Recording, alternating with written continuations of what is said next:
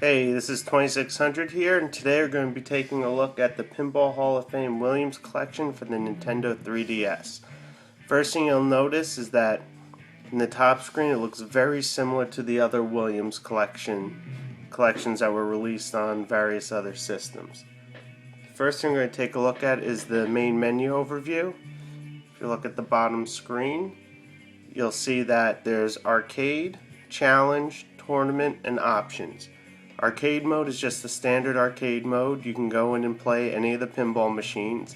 Some are set on free play and others take credits. You earn credits through completing various challenges and getting high scores. And you can also unlock some of the pinball tables that require credits to make them free play. Challenge lets you play through all the tables trying to earn a target score. As you earn the target score, you earn points. If your score is above the target score, you earn more points. At the end of completing all 7 of the tables, your points are added up for a total and put into a high score screen. This high score screen also lets you know where you range around. I'll show you here. For me, I'm only a beginner with a high score of 73. Then next is Tournament mode. Tournament mode lets you select up to 4 people to play, and you can change the number of tables, so you can play all 7 or only a couple. And the tournament follows the standard tournament format that most pinball championships follow. Okay, so now let's check out the options. Options have the standard settings. You can adjust the shake nudge, which is where you shake the system to nudge the table or use the thumbstick. You can turn up the radio volume, turn up the sound volume, and turn up and down the ambient volume. I find the ambient volume a little distracting, especially on this version of the Pinball Hall of Fame Williams collection, because the volume overall is very low. If you do not have headphones, you'll have a hard time hearing the tables. If you have the ambient volume turned up, you're really not going to hear the tables, so I always set it to 0. And then, of course, credits.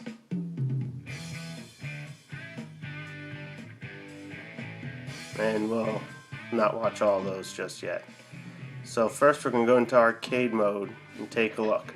The biggest complaint people have had with this collection is that there's only 7 tables, as opposed to the other collections that have a lot more. They did pick a decent selection of tables, but the 7 is still a drawback. Now let's take a look at how the tables look in 2D mode and look at what I consider washed out colors. As you can see, the bottom screen is the back glass and the top screen is the play field. And if I zoom in a little, you can notice some of the playfield colors for Funhouse are kind of washed out, not that vibrant, which is a shame because Funhouse is a classic pinball game. It's a lot of fun. As you can see, I'm doing horrible trying to play with a camera over the shoulder.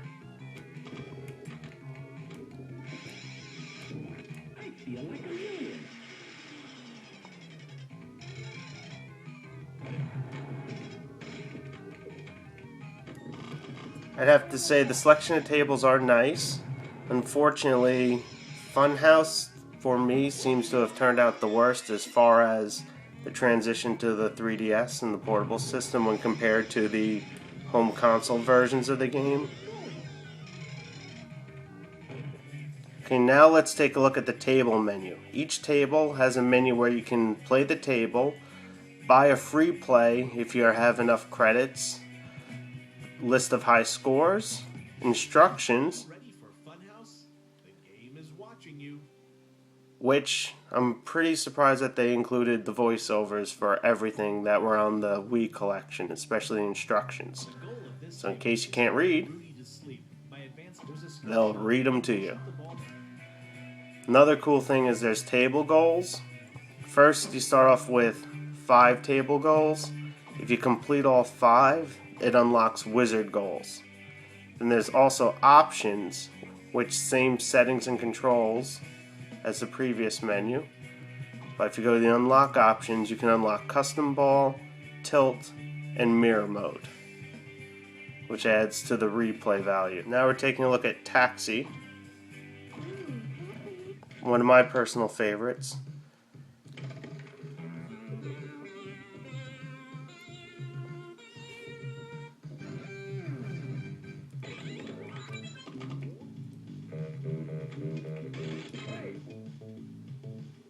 Another cool thing that they added to this collection is you can change the camera views. There's what they call smart camera and then full view. I prefer smart camera too, because it gives it the nice angle the way you would see if you're playing a real pinball table.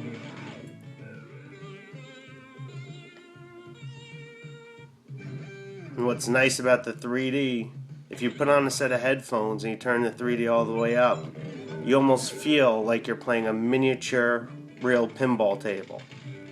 The way it looks, the depth it adds, seeing the ramps and the rails, it's a nice touch which makes this my favorite out of all the Pinball Hall of Fame collections.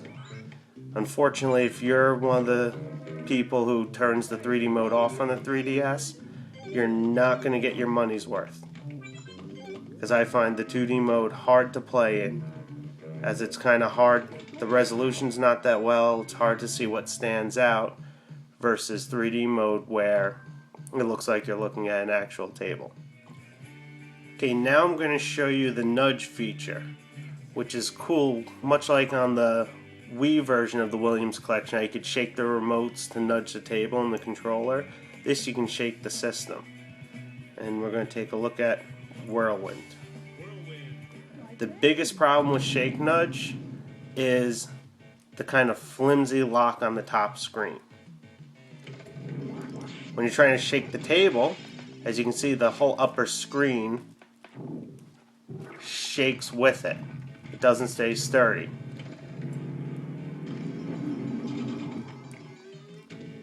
And it makes it kind of annoying when you're trying to look at the screen in 3D and you're shaking the screen and you're shaking it to nudge. The screen flips, your eyes get out of focus, you don't see the 3D anymore. That's why I tend to turn the shake nudge off. However, one of the modes that they added, you can actually flip your 3DS over, and that's when I like shake nudge on.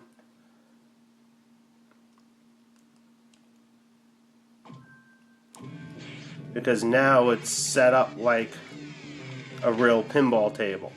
When you do this mode, use A for left flipper, use the right for that, you still use the thumbstick for the plunger, and it helps add to that overall feel of playing a miniature table with the back glass on the top, playfield on the bottom. Personally, I think this mode is cool, it's great they offered it, but I prefer using the L and R buttons for the flippers in the other way. Overall, I feel this is a great game, much worth the $29.99. If you can find it, definitely go and pick it up. Unfortunately, it's had a somewhat limited release with stores. Most GameStops only got one copy, while if you go to your local Walmart or even I believe Toys R Us, they didn't get any. Amazon, I believe, still has them listed and still at $29.99. And again, I can't stress how much the 3D effect adds to this game. It honestly feels like looks like you're playing a miniaturized version of these classic pinball tables.